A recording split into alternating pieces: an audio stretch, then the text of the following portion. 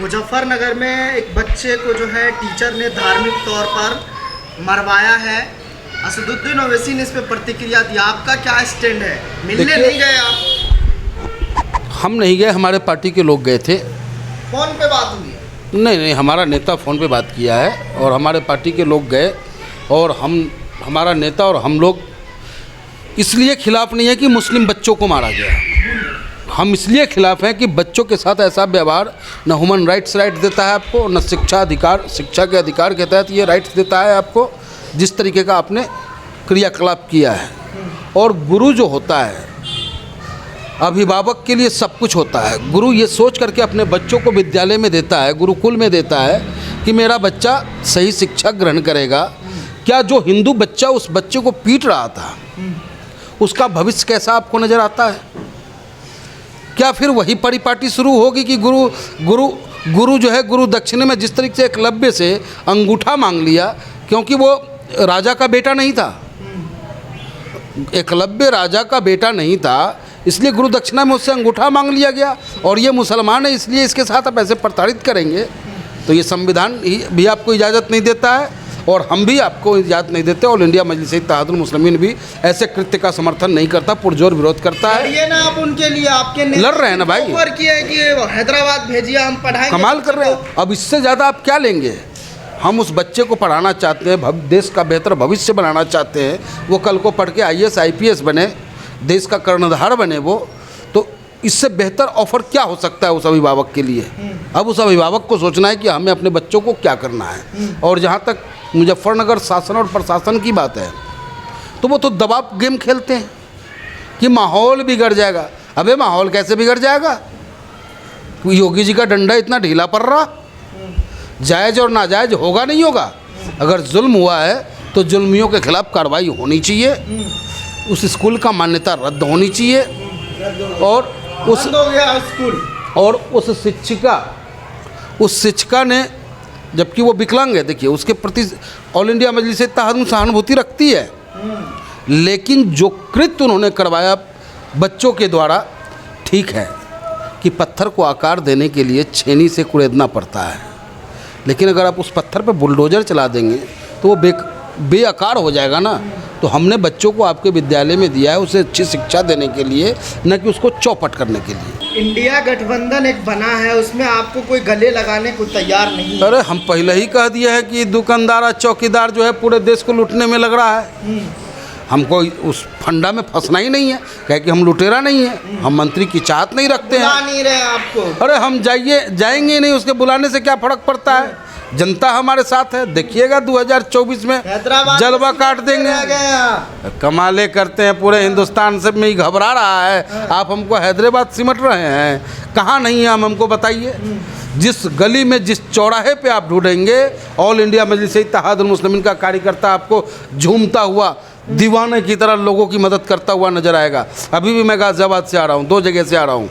एक जगह एक हत्या होती है, दीक्षित पाल का, हत्या करने वाला भाजपा विधायक का प्रतिनिधि का बेटा है, और पीड़ित पक्ष का कहना है कि उसमें उस प्रतिनिधि का भी हाथ है, लेकिन शासन और प्रशासन किस दबाव में उसे बचाने का प्रयास कर रहा है ये पता नहीं, लेकिन हमें विश्वास है कि मैं अपने नेता को रिपोर्ट दूंगा आज, और 1-2 दिन में अगर शासन प्रशासन सही ढंग से कार्य करती है तो ठीक है, नहीं तो धरना देना पड़ा धरना भी देंगे हम।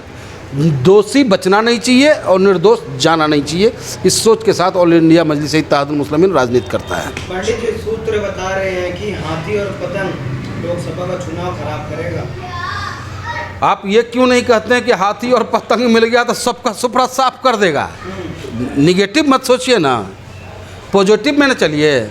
आज देख रहे हैं झारखंड में झारखंड पीपुल्स पार्टी जो है हमारे साथ ऐसे ही आ गया है।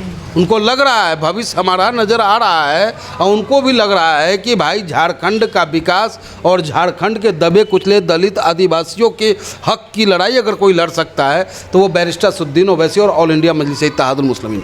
मतलब ऐसा लग रहा है आपके आवाज़ में मायावती से कुछ बातचीत हुई है क्या? देखिए, आज इस सरकार में अगर सबसे ज़्यादा पीड़ित कोई है तो वो दलित और मुस्लिम है, और दलित का नेतृत्व बहन जी कर रही हैं और मुस्लिम का नेतृत्व बैरिस्टर असदुद्दीन ओवैसी साहब, और हम समझते हैं कि देश की आवश्यकता है। काशी को छोड़ दिए सर? नहीं, देखिए छोड़ कैसे दिए, सब साथ में हैं। हाँ। तो देश की आवश्यकता बन गई है कि ये गठबंधन अगर थर्ड फ्रंट तैयार होता है तो निश्चित रूप से इन दुकानदारों का दुकान का शटर डाउन, चौकीदार की ज़रूरत नहीं पड़ेगी, क्योंकि जब हमारा सत्ता होगा तो चौकीदार की आवश्यकता नहीं, क्योंकि चोरी होगा नहीं। 2047 तक का वादा कर रहे हैं। अरे हम तो 2000 साल का वादा कर रहे हैं भाई, अब वादा करते रहिए या लेते रहिए। हर चुनाव से पहले ही जो है 5 साल आगे की बात करते हैं ये। अरे वर्तमान में आपने क्या किया उस पर रिपोर्ट कार्ड दीजिए ना भाई। तो आज आप एगो लॉलीपॉप दे दिए, 200 रुपया घटा दिए हैं तो कह रहे हैं कि बहन को हम राखी का तोहफा दे रहे हैं। अरे तो कुछ तो किया ना वो। अरे पूरा लूट लिए, अब बाद में हमने माल जो है थोड़ा सा वापस दे के कह रहे हैं कि मुस्कुराइए ना, मुस्कुराइए ना। तो दिक्कत अरे कर दिया तो दिक्कत। अरे क्या चाह रहे हैं? अरे प्याज भागल जा रहा है। बताइए, सावन के महीना में प्याज बिक गया 60 रुपये किलो है सावन में, जबकि हिंदुस्तान में कहा जाता है कि सावन में चिकन जो है 100 रुपये हो जाता है, प्याज जो है 10 रुपये हो जाता है। लेकिन आज सावन में भी जो है लोग जो है चिकन 200 रुपये किलो खा रहा है और प्याज जो है आपको 60 रुपये किलो खरीदे खा रहा है।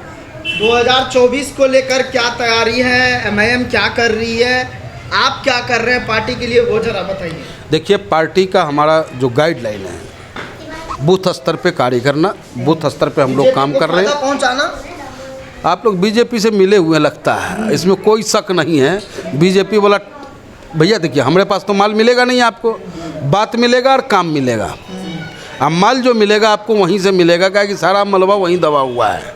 तो हम लोग तो पैसा देने वाला पार्टी तो है नहीं, लेकिन हाँ आपकी भी लड़ाई होगी ना तो हम लड़ेंगे, ये मान लीजिए।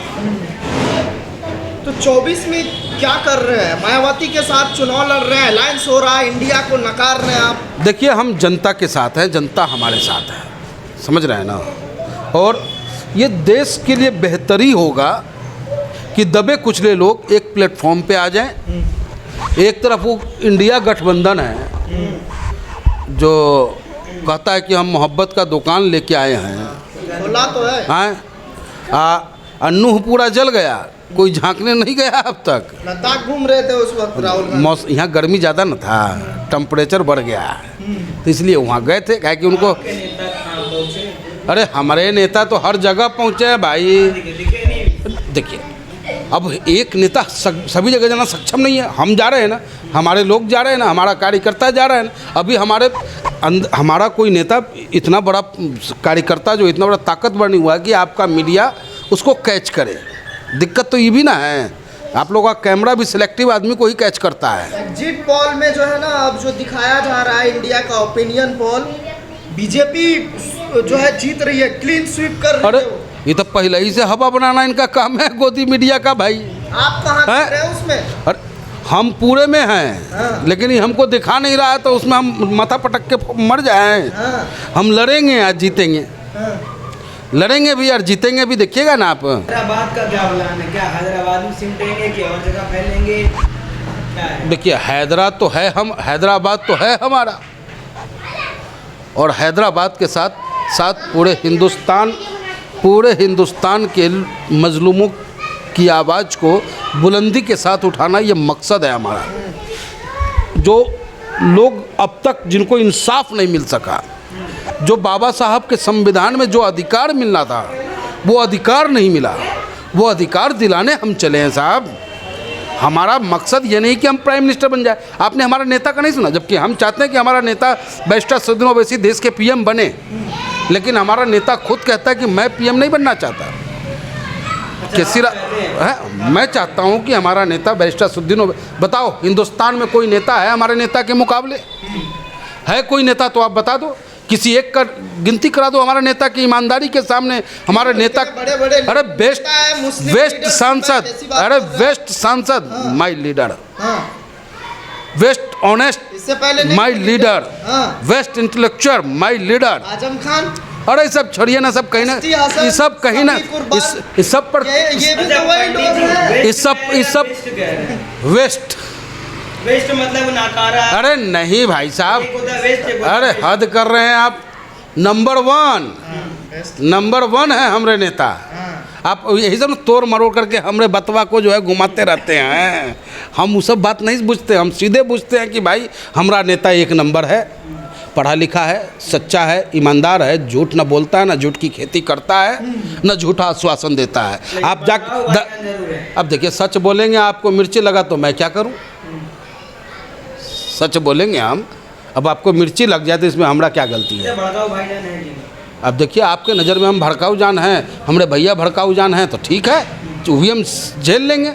अरे भगवान कृष्ण को कोई माखन चोर कहता था, कोई चित चोर कहता है, कोई भगवान मानता है, तो जिसको जो नज़र से पूजना है पूजिए ना भाई। हमारा नेता हमारे लिए सर्वश्रेष्ठ है और हमारा नेता इस देश के लिए बेस्ट है। 2024 में जो रोड मैप चल रहा है आपका, जीत रहे हैं हम अभी से क्या बताएं, क्या हमारे दिल में है भैया। देखिएगा ना, बंगाल की खाड़ी से लहराता हुआ एक हाथ में तिरंगा होगा, एक हाथ में मजलिस का झंडा होगा, और बेमानो सिंहासन छोड़ो की जनता आ रही है।